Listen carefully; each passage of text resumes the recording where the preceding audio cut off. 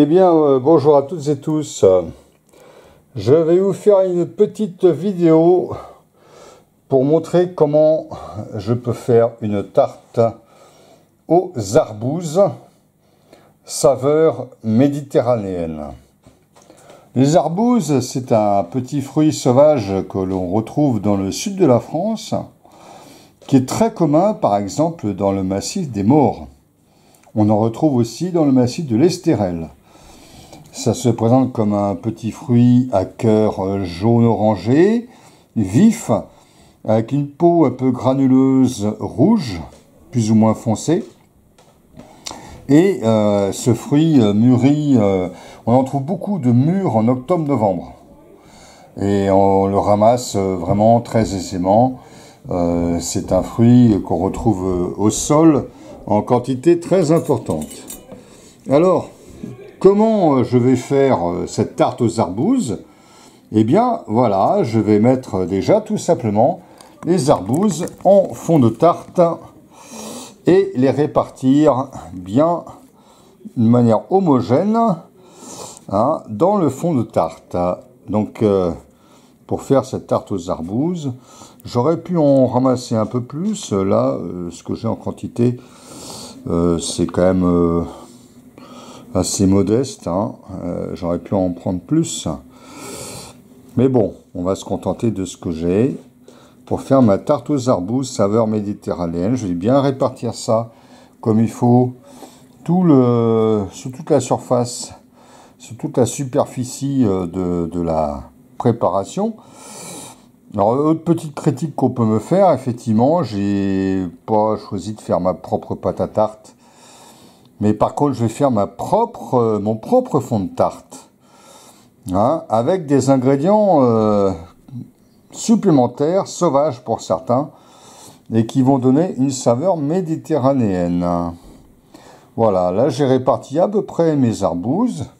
Voilà. Et ben maintenant, je vais faire le fond de tarte. Alors pour faire mon fond de tarte, il me faut des œufs. Là, j'en ai cassé 2. Il me faut du lait. Et pour faire une saveur méditerranéenne, je vais prendre des écorces d'orange, d'une orange fraîche, des pignons de pain, que voici. Bon, des pignons de pain décortiqués, ça va donner une saveur méditerranéenne. Voilà. Pardon, pignons de pain, ils sont là, voilà. Les pignons de pain décortiqués, de la poudre d'amande, bien sûr un peu de sucre, et un aromate sauvage très particulier.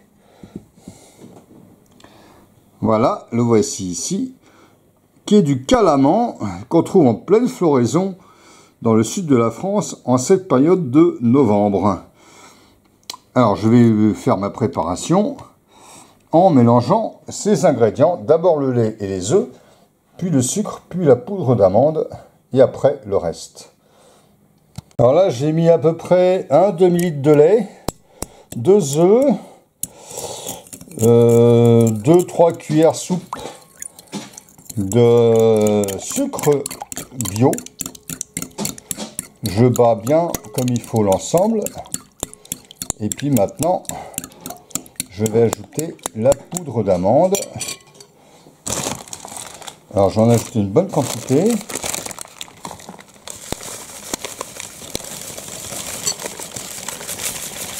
C'est ce qui va donner l'épaisseur à mon fond de tarte, quelque part. Voilà, une bonne quantité. Il doit y avoir à peu près 50 grammes, 60 grammes de poudre d'amande là-dedans, à peu près. Voilà, 50 à 60 grammes de poudre d'amande bio. Je vais bien battre tout ça pour bien homogénéiser ma poudre d'amande avec la préparation.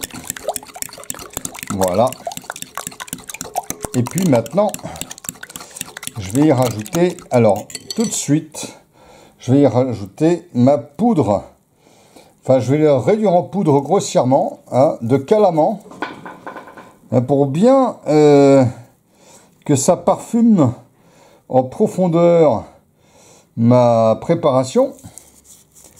Alors, je vais réduire ça en poudre assez grossièrement, sachant que les fleurs étant un peu plus difficiles à sécher, la préparation n'est pas très facile à faire. Enfin, la plante n'est pas très facile à réduire en poudre pour l'instant.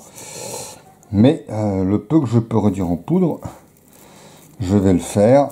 Voilà. Quelques morceaux de calaman.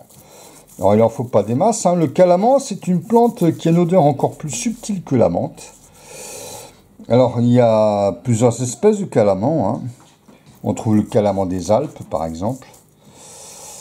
On trouve le calaman à grandes fleurs, qu'on retrouve aussi en montagne, dans le Vercors ou dans les monts d'Aubrac. D'ailleurs, on appelle ça le thé d'Aubrac. Voilà.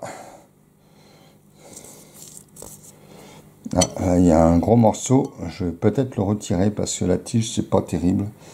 Voilà. Donc là, mon calaman va parfumer mon fond de sauce, mon fond de tarte, pardon. Voilà. Et puis alors maintenant, donc ce qui est utilisé, je vais le mettre à part. Voilà. Encore du calaman. Voilà, ce qui est utilisé, je le mets à part. Et ce qui n'est pas utilisé, il me reste encore à ajouter les pignons de pain. Alors 2 poignées, 3 poignées, tout dépend ce qu'on aime, hein. Voilà, 2 poignées, j'ai mis 2 poignées personnellement de pignons de pain. Voilà.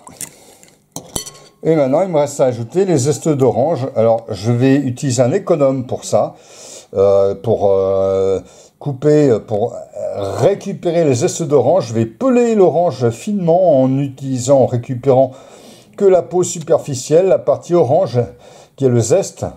Et je vais mettre ce zeste que je vais grossièrement hacher dans le fond de sauce, dans le fond de tarte plutôt, pardon, dans le fond de tarte. Et le fond de tarte sera prêt. Je vais l'ajouter ensuite à mes arbouses et je vais mettre ça au four ensuite à feu vif pendant à peu près une demi-heure, on va dire, hein. Alors voici mes zestes d'orange, vous voyez que j'ai râpé, hein, assez finement.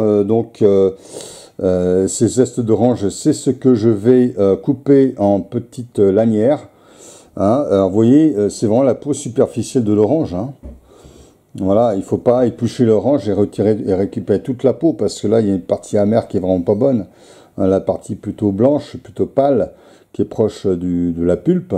Donc moi, je fais avec un économe, hein, c'est quand même ce qui est plus pratique, on va dire. Et je vais pouvoir ensuite utiliser ces zestes d'orange en les coupant en petites lanières, et c'est ces lanières, alors je peux aussi les hacher grossièrement, c'est ces lanières ou ce hachis que je vais ajouter dans mon fond de tarte. Alors voici mes zestes d'orange coupés un petit peu en lanières, en allumettes comme on dit, et ces petites allumettes, je vais les mettre dans mon fond de sauce, mon fond de tarte, hein, que vous voyez ici, voilà, mon fond de tarte.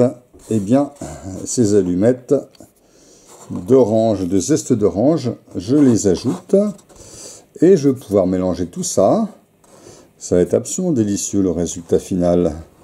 Alors, en alternative, on peut utiliser de la poudre d'orange, pourquoi pas, hein, la poudre d'orange, ou alors, pourquoi pas, de l'huile essentielle d'écorce d'orange, pourquoi pas, hein, c'est possible aussi. Mais moi, je préfère le zeste d'orange parce que la chair du zeste donne une saveur inimitable que ne donne pas l'huile essentielle d'orange.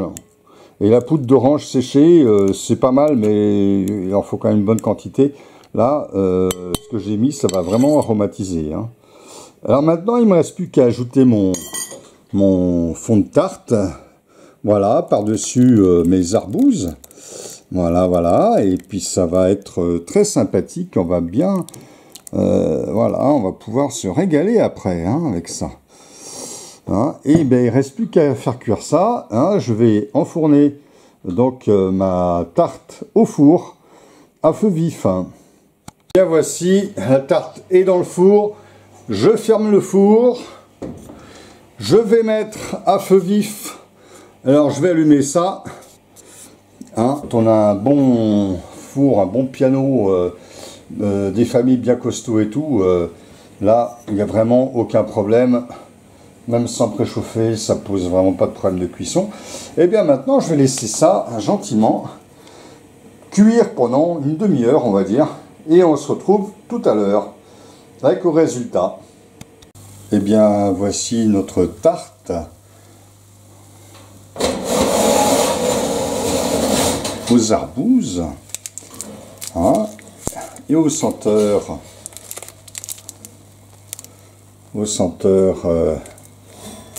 méditerranéennes. Et il ne reste plus qu'à la laisser refroidir tranquillement. On peut la manger chaude, pourquoi pas, mais moi je vais la manger refroidie. À la température de la pièce, ça va être d'autant meilleur à mon avis. Et je vais vous souhaiter un bon appétit. N'hésitez pas, si vous êtes dans le midi, à reproduire cette tarte aux arbouses en mettant les senteurs méditerranéennes que vous souhaitez. À la place du calaman, on peut très bien mettre un petit peu de romarin ou un petit peu de basilic, pourquoi pas, hein, finement haché. À la place des zestes d'orange, on peut y mettre des zestes de citron ou de mandarine.